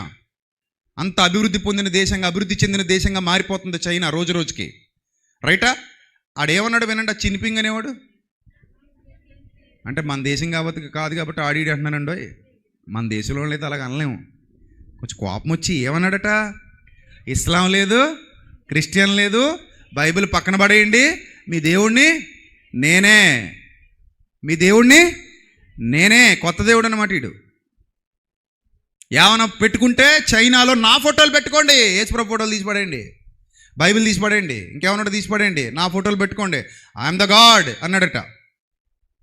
ఇప్పుడు మరి దేవుడు రాడ్ వేసేయొద్దా? వేసాడటి. ఇంకా అలాగే ఉన్నాడు. చక్కగా తింటున్నాడు, 3 పూట్ల హ్యాపీగా పరిపాలన చేసుకున్నాడు, హ్యాపీగా ఉన్నాడు. ఈ జిన్పింగ్ అనేటోడు చచ్చిపోలేదుగా. మరి గాడ్ అన్న పదం పెట్టి మార్కులు వేయలేనందుకే కాలిఫోర్నియాని కాల్చేసి దేవుడు జిన్పింగ్ని ఎందుకు వదిలేశాడు? అపోస్తల కార్యాల్లో కూడా ఇది దైవ స్వరమే కానీ మానవ స్వరం కాదు అన్నారట. వెంటనే అతను ఏమయ్యాడట? పురుగులు పడి చచ్చాడట. ఆ వ్యక్తి పురుగులు పడి చచ్చాడు. మరి ఇంకా జిన్పింగ్ ఎందుకు బతుకున్నాడు అని ఎవరైనా నన్ను అడిగారు అనుకోండి, నేను అంటాను, క్రొత్త నిబంధన పరిపూర్ణమైన తర్వాత క్రీస్తు ప్రేమ ప్రపంచానికి ప్రకటింపబడుతోంది. ఇప్పుడు ఈ క్రీస్తు ప్రేమ ప్రపంచానికి ప్రకటింపబడుతూ, క్రీస్తును గూర్చిన సువార్త ప్రపంచానికి ప్రకటింపబడుతూ, మారు మనస్సు పొందాలని ప్రతి ఒక్కరిని సంపూర్ణంగా హెచ్చరిస్తూ సంపూర్ణమైన దీర్ఘశాంతంతో దేవుడు కనిపెడుతున్నాడు. నా పాయింట్ మీకు అర్థమవుతుందా? చంపేయాలనుకుంటే నిమిషం పట్టదు, ప్రపంచాన్ని తీసేయాలనుకుంటే నిమిషం పట్టదు. నిమిషాల్లో ప్రపంచాన్ని లేపేయగలిగే సమర్థుడాయన. కానీ ఆయన కోపం అంతా తగ్గించుకొని ప్రేమగా ప్రేమగా ఎదురు చూస్తూ, నా పిల్లలారా ప్రపంచానికి వెళ్ళండి, సువార్త ప్రకటించండి, సత్యం తెలియజెప్పండి, నా మనసు తెలియజెప్పండి, ఏ ఒక్కడు నశింపవలెనని ఇచ్చేయింపక అంతటను అందరూ మారు మనస్సు పొందవలెనని కోరుచు మీ ఎడల దీర్ఘశాంతము గలవాడై ఉన్నాడు. ఏమై ఉన్నాడట? దీర్ఘశాంతము గలవాడై ఉన్నాడు. జిన్పింగ్ ఇంకా బతుకున్నాడు. ఈ జిన్పింగ్ లాంటి వాళ్ళు ఏమంటే అసలు మన తెలుగు రాష్ట్రాల్లో దేవుడు లేడని రోజు ప్రసంగాలు చేస్తున్నటువంటి నాస్తికులు కొన్ని వందల మంది ఉన్నారండి. కొన్ని వందల మంది ఉన్నారు. ఆ మధ్య బాబు గోగినేని గారికి ఒక కౌంటర్ వీడియో కూడా ఇచ్చాను. ఏమన్నాడంటే ఆయన, వీళ్ళ బైబిల్లోనండి, బైబిల్ పేరెత్తి మరీ చెప్పాడు ఆయన, వీళ్ళ బైబిల్లోనండి పురుషులందరికీ ఒక పక్కటెముక తక్కువ ఉంటుంది అన్నాడు, ఈ క్రైస్తవులందరికీ ఒక పక్కటెముక తక్కువ ఉంటుందట, ఎందుకంటే వీళ్ళు ఎముకలు ఇరిసి వాళ్ళ దేవుడు వాళ్ళ భార్యల్ని చేస్తాడట, అందుకని అందరికీ ఒక్కొక్క ఎముక తక్కువ ఉంటుందట అని చెప్పాడు. అప్పుడు నేను అన్నాను, సైన్స్ దాన్ని ఒప్పుకోవట్లేదని కూడా అన్నాడు. అప్పుడు నేను అన్నాను, నాయన మా బైబిల్లో ఎక్కడా కూడా మీ అందరికీ ఒక్కొక్క ఎముక తక్కువ ఉంటుంది, మీ ఎముకలు ఇరిసే మీ భార్యల్ని చేస్తానని ఎక్కడా అనలేదు. నీకు కావాలనుకుంటే ఎవరికి ఎముక తక్కువ ఉంటుందంటే ఆదాముకు ఒక్కడికే ఉంటుంది మహా అయితే, అంతే తప్ప మా అందరికీ ఉండదు, ఎందుకంటే మా ఎముకలు ఇరిసి మా భార్యలు చేయలేదు. ఒకవేళ అదే నిజమైతే సొలొమోను గారికి 1000 ఎముకలు ఎక్కడుండి తెచ్చాయి? పాయింటా కదా? అంతే కదా మరి. కాబట్టి అలాంటివే ఉండవు. నీకెవడో తప్పుగా చెప్పాడు, అది నమ్మేసి నువ్వు బయట పబ్లిసిటీ చేసేస్తున్నావు. బైబిల్ ఎప్పుడు అలాగా చెప్పలేదు. నీకు ఎంతకే అనుమానంగా ఉంటే వెళ్ళి ఆదాము గారికి చేసుకో టెస్ట్, ఆ శవం ఎక్కడుందో ఎత్తుక్కొని. ఉంటే గింటే ఆయనకు ఉండొచ్చు తక్కువ. ఇంకా విచిత్రం ఏంటంటే ఈ ఎముక పక్కటెముక్కున్న లక్షణం ఏంటంటే తీసినా మళ్ళీ ఎదుగుతుంది, 3 monthsలో ఎదిగిపోద్ది. ఇంకో లక్షణం ఏంటి చెప్పనా, మన లివర్ హాఫ్ కట్ చేసినా ఇంకో హాఫ్ మళ్ళీ ఏమైపోద్ది, ఎదిగిపోద్ది. బాడీకి ఉన్న లక్షణాలు, గోర్లు కత్తిరించిన మళ్ళీ ఏమవుతాయి, ఎదుగుతాయి. జుట్టు కత్తిరించిన మళ్ళీ ఏమవుతుంది, ఎదుగుతుంది. ఇప్పుడు నా కిడ్నీ ఎవరికో దానం చేశానండి, కాసేపు అనుకోండి పోని, ఆయన చెప్పిన వాదన, నా కిడ్నీ ఎవరికో దానం చేశాను, ఆ తర్వాత నేను పెళ్లి చేసుకుని బిడ్డని అన్నాను, నా బిడ్డకి 2 కిడ్నీలు ఉంటాయా, ఒక కిడ్నీ ఉంటుందా? మరింతే. ఏంటండి ఇదే? బైబిల్ అలా చెప్పింది, బైబిల్ అలాగుంది, అలా ఉంటారు నాస్తికులు. వాళ్ళు ఏంటి, దేవుడిని నమ్మరు, దేవుడు లేడంటారు, దేవుడు లేడని బుద్ధిహీనుడు తన హృదయంలో అనుకున్న. మరి ఇప్పుడు వాళ్ళందరి మీదకి ఒకరితో వచ్చేసింది ఏంటి?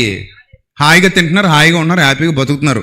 మన రాంగోపాలవరం గారు ఏమంటాడు, దేవుడు ఉన్నాడా అంటే అసలు సమస్య లేదే, అసలు దేవుడు లేడంటాడు ఆయన. మరి ఏంటి పరిస్థితి? ఇప్పుడు ప్రపంచంలో కొన్ని 100 మంది ఉన్నారండి దేవుడు లేడనే వాళ్ళు, కొన్ని 1000 మంది ఉన్నారు. అంత మాత్రాన దేవుడు అన్ని ప్రాంతాల మీద ఉగ్రతను పంపించేసి అందరినీ చంపేస్తాడని మనం చెప్పడం అది కరెక్ట్ కాదు. ఎప్పుడు ఉగ్రత జరిగినా ఏం జరిగినా మనం ముందుకు వచ్చేసి మా యేసుప్రభు చేశాడు, మా యేసుప్రభు అన్యులందరూ అనుకుంటున్నారు, చూడండి యేసుప్రభు ఎలా చూడండి వీళ్ళకి సేవకులే చెప్తున్నారు అంటున్నారు. వద్దు బాబు, దయచేసి మీకు దండం పెడతాను ప్లీజ్. యేసుప్రభు మనసు అది కాదు. ఏముంది చూడండి, లోకాసు వార్తలో ముగించుకుందాం మనం. అన్న వచ్చేసారు మన మధ్యకి. లోకాసు వార్త 9వ అధ్యాయము, లోకాసు వార్త 9వ అధ్యాయము 51. అందరూ దయచేసి ఓపెన్ చేసి చదవండి. లోకాసు వార్త 9వ అధ్యాయము 51. ఆయన పరమునకు చేర్చుకొనబడు దినములు పరిపూర్ణమగుచున్నప్పుడు ఆయన యెరూషలేమునకు వెళ్ళుటకు మనస్సు స్థిరపరుచుకుని తనకంటే ముందుగా దూతలను పంపెను. అంటే ఇప్పుడు ఆయన ఎక్కడికి వెళ్ళాలంటే మరణానికి రెడీ అవుతున్నాడు. యెరూషలేముకు వెళ్ళి ఆయన ఏమవుతారు, చనిపోతాడు, మరణించడానికి రెడీ అవుతున్నాడు, ఆయన ప్రాణం పెట్టడానికి రెడీ అవుతున్నాడు. రైట్. వారు వెళ్ళి ఆయనకు బస సిద్ధము చేయవలనని సమరయుల ఒక గ్రామములో ప్రవేశించింది గాని ఆయన యెరూషలేముకు వెళ్ళని అభిముఖుడైనందున వారు ఆయనను చేర్చుకొనలేదు. చూడండి, వారు ఆయనను చేర్చుకొనలేదు అంటే నీకు ఇక్కడ ఆ అనుమతి లేదన్నారంట. ఎవరు అనుమతి లేదన్నది? సమరయులు. ఆ సమరయుల గ్రామంలో చేర్చుకోలేదు కాబట్టి, అంటే వీళ్ళు వెళ్ళి అడిగారు, శిష్యులు వెళ్ళి అడిగారు, బాబు మా ప్రభు వస్తున్నాడు, మా ప్రభు కొంచెం మార్గం సరళం చేయండి, ఆయనకు అవకాశం ఇవ్వండి, ఆయన ఇక్కడ ఉంటాడు, ఈరోజు బస చేస్తాం మేము ఇక్కడ, మాకు బస ఏర్పాటు చేయండి మీ గ్రామంలో, మాకు బస ఏర్పాటు చేయండి మీ గ్రామంలో, ప్రభు వస్తున్నాడు, ప్రభువు ఏం చేస్తున్నాడు, బస ఏర్పాటు చేయండి అడిగారు. అడిగితే వాళ్ళు ఏమన్నారు, రిజెక్ట్ చేశారు. వాళ్ళు యాక్సెప్ట్ చేయలా, ఏం చేశారు, రిజెక్ట్ చేశారు, గెట్ అవుట్ అన్నారు, పొమ్మన్నారు. అప్పుడు ఏం జరిగిందట చూడండి. అప్పుడు శిష్యులైన యాకోబు యోహాను అది చూచి, ప్రభువా, పుట్నోట్లో మూడు ఏముందో చూడండి, ప్రతులలో ఏలియా చేసినట్లను కూర్చబడి ఉన్నదట. బాగా అర్థం చేసుకోండి, ఏం చేసినట్టు కూర్చబడి ఉందట. పాయింట్ 3, ఒరిజినల్ మూల భాషలో ఆదిమ హెబ్రీ గ్రీకు భాషలలో నుండి భాషాంతరం చేయబడింది మన బైబిల్. ఒరిజినల్ ప్రతులలో మూల భాషలో ఏమనుందట అక్కడ? ఏలియా చేసినట్టు చేద్దామా అని అడిగారంట. ఎవరిని అడిగారంట? డైరెక్ట్గా యేసు ప్రభువుని అడిగారంట శిష్యులు. ప్రభువా, ఒకనాడు ఏలియా ఆకాశం నుండి అగ్ని దిగి మిమ్మల్ని దహించునుగాక అంటే చచ్చారు కదా ప్రభు అందరూ ఆయన్ని పట్టుకోవడానికి వచ్చినప్పుడు. చచ్చిపోయాడు కదా, అందరినీ అగ్ని దిగి కాల్చి పడేసింది కదా మొత్తం అందరినీ, ఆకాశం నుంచి దిగింది కదా అగ్ని, ఏలియా దింపాడు కదా, అట్లా దింపేమంటావా ప్రభువా? వీఆర్ రెడీ ప్రభువా, నువ్వు అను ప్రభువా, దింపి పడేస్తావు, మాకు అధికారం ఇచ్చావు కదా, రోగులను స్వస్థపరచడానికి అధికారం ఇచ్చావు, దయ్యాలను వెళ్ళగొట్టడానికి అధికారం ఇచ్చావు, సువార్త ప్రకటించడానికి అధికారం ఇచ్చావు, అద్భుతాలు మహత్కార్యాలు చేయటానికి అధికారం ఇచ్చావు, ఇంత అధికారం మాకు ఇచ్చావు కాబట్టి ఇంకొక అధికారం కూడా ఇచ్చే ప్రభు. ఆకాశం నుంచి ఏం దింపుతాం? అగ్ని దింపుతాం, మొత్తం కాల్చి పడేస్తాం, మొత్తం లేపు అవతల పడేస్తాం. ఏలియా లాగా మళ్ళీ ఒక ఏం పెట్టుకున్నారు? రోల్ మోడల్ని కూడా పెట్టుకున్నారు. ఏలియా పాత నిబంధన ప్రవక్త, యేసు ప్రభువు క్రొత్త నిబంధన మధ్యవర్తి. ఇప్పుడు ఏలియా లాగా వేసేయమంటావు ప్రభు అని అడిగితే వెంటనే యేసు ప్రభు ఏమనాలి? వెంటనే ఆయన వారి తట్టు తిరిగి వారిని ఏం చేశారట? ఆయన మేము అలా నాశనం చేయడం మీకు ఇష్టమా అని అడుగగా ఆయన వారి తట్టు తిరిగి వారిని ఏం చేశాడు?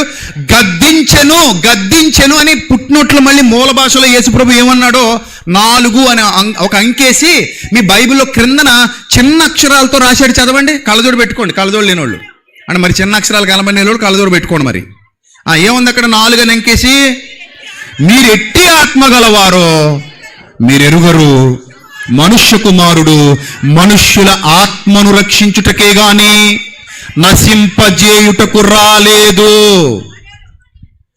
యేసు ప్రభు రక్షించడానికి వచ్చాడు, చంపడానికి రాలేదు ఆయన, రక్షించడానికి వచ్చాడు. సువార్త ప్రకటింపబడుతున్నంత కాలం ఆయన దీర్ఘశాంతం ప్రపంచంలో ప్రకటింపబడుతూనే ఉంటుంది.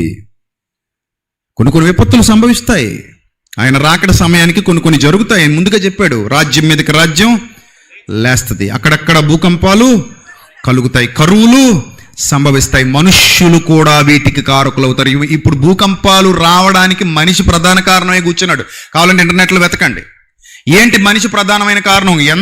ఎంత తీయాలో భూగర్భంలోంచి అంత బయటికి తీసేస్తున్నాడు, ఎక్కడ తవ్వకూడదు అక్కడ తవ్వేస్తున్నాడు, ఎంత లోతుకు వెళ్ళకూడదు అంత లోతుకు వెళ్ళిపోతున్నాడు, ప్రకృతిని పాడు చేసేస్తున్నాడు. మనుషుల వల్ల కూడా కొన్ని ప్రాంతాల్లో ఏమొస్తున్నాయి? భూకంపాలు వస్తాయి. సముద్ర గర్భాలు కూడా వదలట్లేదు, సముద్ర గర్భాల్లో కూడా వెళ్ళిపోతున్నాడు మనిషి, తీసి పడేస్తున్నాడు. ఏం కావాలితే అది తన స్వార్థపూరిత ప్రయోజనాల కోసం వాడేస్తున్నాడు మనిషి.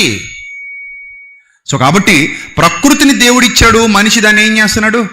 పాడు చేస్తున్నాడు. మరి యేసు ప్రభు క్రూరుడు కాదు, యేసు ప్రభు చంపేసేవాడు కాదు, యేసు ప్రభు కత్తి పట్టుకునేవాడు కాదు, యేసు ప్రభు ప్రేమయ్య ఉన్నాడు. నువ్వు చచ్చిపోయేంత వరకు ఆయన నిన్ను ప్రేమిస్తూనే ఉంటాడు. నువ్వు చచ్చిపోయేంత వరకు, దేవుడు నీకు ఇచ్చిన సమయం అయిపోయేంత వరకు ఆయన నీ మార్పు కోరుతూనే ఉంటాడు. ఆయన దీర్ఘశాంతము కలిగి నీ మార్పు కొరకు ఎదురు చూస్తున్నాడు. ఈ ప్రపంచం మార్పు కొరకు ఎదురు చూస్తున్నాడు. అసలు ఏ 100 మంది ఏ 1000 మంది నశింపవాలని నిశ్చయింపక అనలేదు ఆయన. ఏమన్నాడు? ఏ ఒక్కడూ నశింపవాలని నిశ్చయింపక, ఆ ఒక్కడు నువ్వు నేను మన అందరం, ఈ ప్రపంచ ప్రజలందరూ ఆయన పుట్టించుకున్న పిల్లలమండి మనం అందరం. ఆయన మాట వింటే పరలోకలైన సింహాసనం మీద కూర్చోబెట్టుకుంటానని వాగ్దానం చేశాడు ఆయన. తల్లి ప్రేమ కంటే తండ్రి ప్రేమ కంటే గొప్ప ప్రేమ మన యేసుక్రీస్తు ప్రేమ. అందుకే ఏమన్నాడు తెలుసా? కింద, మనుష్య కుమారుడు మనుష్యుల ఆత్మను రక్షించుటకే గాని నశింపజేయుటకు రాలేదు, మీరు ఎట్టి ఆత్మ గలవారో చూసుకోండి అన్నాడు. నువ్వు ఎట్టి ఆత్మ గలవాడవో చూసుకో. ప్రేమిస్తున్నావా, ద్వేషిస్తున్నావా? ప్రేమను పంచుతున్నావా, ద్వేషాన్ని పంచుతున్నావా? ప్రేమను పంచుతున్నావా, పగను పంచుతున్నావా? ఏ ఆత్మ గలవాడవో నువ్వు చెక్ చేసుకో. మీరు ఎట్టి ఆత్మ గలవారో చెక్ చేసుకోండి. అందుకే దయచేసి వినండి, ఎక్కడ ఏ విపత్తు సంభవించినా జాలి చూపించండి, ప్రేమ చూపించండి, చేతనైతే సాయం చేయండి. అర్థమైందా?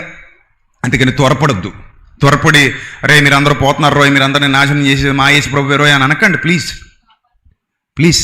ఎందుకంటే ఒక విపత్తు జరిగినప్పుడు యేసు ప్రభు వారిని అడగడానికి వచ్చారు. లోకాసు వార్త 13వ అధ్యాయంలో పిలాతు గలిలయలైన కొందరి రక్తమును వారి బలులతో కలిపేశాడంట. గలిలయలు కొందరిని చంపేశాడట పిలాతు. ఆ కాలమున 13:2 అక్కడున్న కొందరు ఆ సంగతి యేసుతో చెప్పారట. ఆయన వారితో ఇట్లేనను, ఈ గలిలయలో హింసలు పొందినందున వారు గలిలయలందరికంటే పాపులని మీరు తలంచుచున్నారా? కారణం మీతో చెప్పుచున్నాను, మీరు మారు మనసు పొందిన యెడల మీరు అందరూ అలాగే నశిస్తారు. బట్ వన్ ఫైన్ డే మీరు నాశనం అవుతారు. ఎందుకంటే ఎవడి క్రియల ఫలితాన్ని వాడు ఏం చేయాలి? అనుభవించాలి. ఇప్పుడు ఒక పాయింట్ మీకు చెప్తాను. మిమ్మల్ని ఎప్పుడు చంపేసినా, చచ్చిపోయాక శిక్షించినా మార్పు ఏమి ఉండదు. ఒకటే, నువ్వు మారు మనసు పొందాలని చివరిదాకా ఎదురు చూడడమే తండ్రి ప్రేమ. ఇప్పుడు చంపేయాలనుకుంటే ఎంతసేపు ఎందుకు? యేసుప్రభు రావడం ఎందుకు? సువార్త ప్రకటించడం ఎందుకు? ప్రాణం పెట్టడం ఎందుకు? ప్రేమను పంచడం ఎందుకు? తండ్రి వీరు ఏమి చేయుచున్నారో వీరు ఎరుగరు, వీరిని క్షమించని అనడం ఎందుకు? ఇంత ప్రేమ యేసుప్రభు ప్రకటించాడు అంటే దాని అర్థం ఏంటంటే మనం అందరం మారాలి, ప్రపంచం మారాలి, ప్రపంచం ఆయన వైపు తిరగాలి, ఆయన జ్ఞానాన్ని తెలుసుకోవాలి, పాపాన్ని విడిచిపెట్టాలి, రాబోయే లోకం ఒకటి ఉందని తెలుసుకోవాలి, ఆత్మకు చావు లేదని తెలుసుకోవాలి, మనిషి మరణం తర్వాత కూడా జీవిస్తాడన్న సత్యాన్ని తెలుసుకోవాలి. అది యేసుక్రీస్తు ప్రేమ. విపత్తులు సంభవిస్తూనే ఉంటాయి. ఇప్పుడు కరోనా వచ్చింది, కరోనాలో చాలామంది చచ్చిపోయారు. అప్పుడు ఏమన్నారు చాలామంది? ఇదిగో దేవుడు లేపేస్తున్నాడు కరోనా ద్వారా అన్నారు. కానీ ఆ తర్వాత ఏమైంది? కరోనాలో నీతిమంతులు కూడా చచ్చిపోయారు, కరోనాలో పరిశుద్ధులు కూడా చచ్చిపోయారు, కరోనాలో ఎంతమంది సేవకులు కూడా చచ్చిపోయారు, ఎంతమంది విశ్వాసులు చచ్చిపోయారు, కొంతమంది ప్రాణాపాయ పరిస్థితుల్లోకి వెళ్ళి బయటకు వచ్చారు. ఒకరోజు జ్యోతిరాజు గారు నాతో చెబుతూ అన్నారు, మన్నా చర్చి జ్యోతిరాజు గారు, బ్రదర్ నేను అసలు కరోనాలో చనిపోవలసిన వాడినే, మంచం మీద చాలా రోజులు ఉన్నాను, నేను దేవుని కృప వల్ల మరలా బతికి బట్టగట్టాను, కానీ లేకపోతే నేను కూడా ఆ రోజు అయిపోతాను అనుకున్నాను, చాలా ఇబ్బందికరమైన పరిస్థితులు ఎదుర్కొన్నానని చెప్పాడు ఆయన. ఇలా చాలామంది ఉన్నారు. కొంతమంది సేవకులు బయటకు వచ్చారు, కొంతమంది సేవకులు బయటికి రాలేదు. సో కాబట్టి దేవుని చిత్తం ఏంటో మనం సంపూర్ణంగా తెలుసుకొని పరీక్షించుకుని మాట్లాడాలి తప్ప తొందరపాటు తగదు. అసలు తొందరపడకూడదు. ఏం జరిగినా సరే మనం సంయమనం పాటిస్తూ సత్యాన్ని ప్రపంచానికి తెలియజేస్తూ, ఈ ప్రకృతిలో ప్రభుత్వాలు ఉన్నాయి, దేవుని ప్రభుత్వాలు, ఆ ప్రభుత్వ నిర్ణయాలు మనకు తెలియవు. ఆయన ఇష్టం వచ్చినట్టుగా ఈ ప్రకృతిని నడుపుతున్నాడు, కాపాడగలవాడు ఆయనే, రక్షించగలవాడు ఆయనే.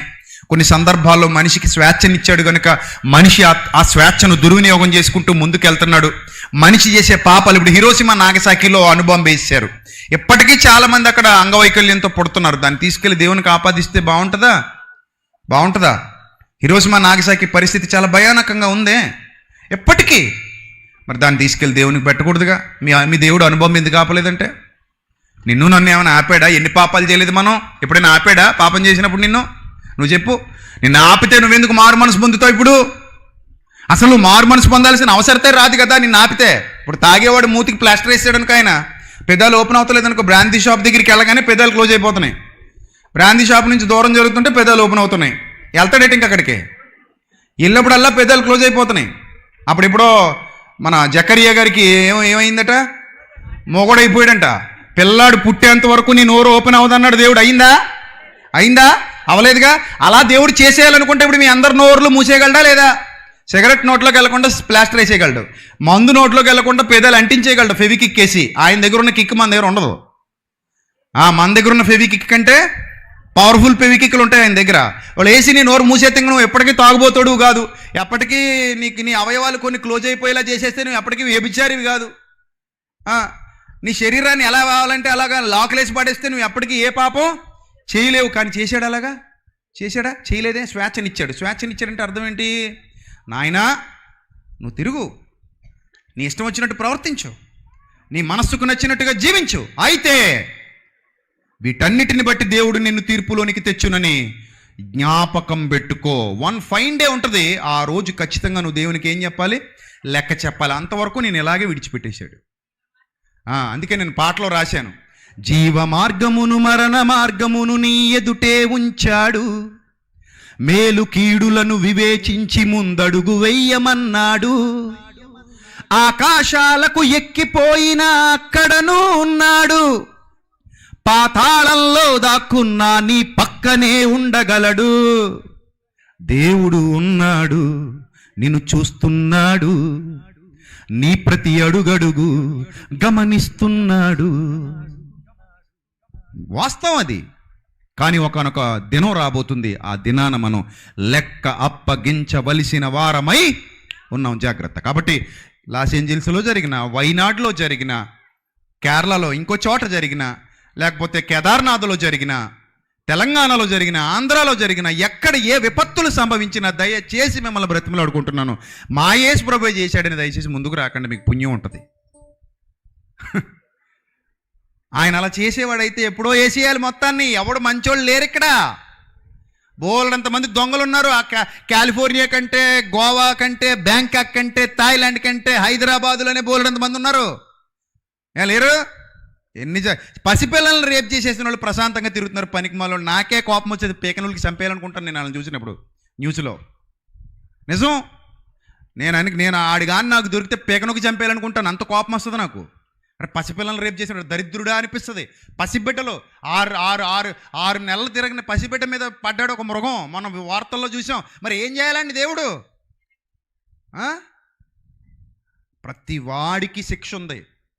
ఇక్కడ జస్ట్ ఓపిక, సహనం, దీర్ఘశాంతం, సహనంతో ఉన్నాడు. అలాగా ఏం కంగారు పడకండి, అన్నీ చూస్తాం అక్కడికి వెళ్ళిన తర్వాత.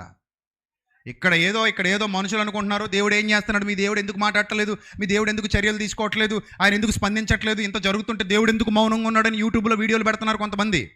వాళ్ళందరికీ చెబుతున్నా, నిన్ను పుట్టించింది ఎవరు? దేవుడు కాదా? నిన్ను సృష్టించింది సృష్టికర్త కాదా? ఈ ప్రకృతిని కలిగించింది దేవుడు కాదా? సూర్యుడిని ఏమైనా నువ్వు ఉదయింపజేస్తున్నావా? మన ప్రధానమంత్రి గారు ఉదయింపజేస్తున్నారా?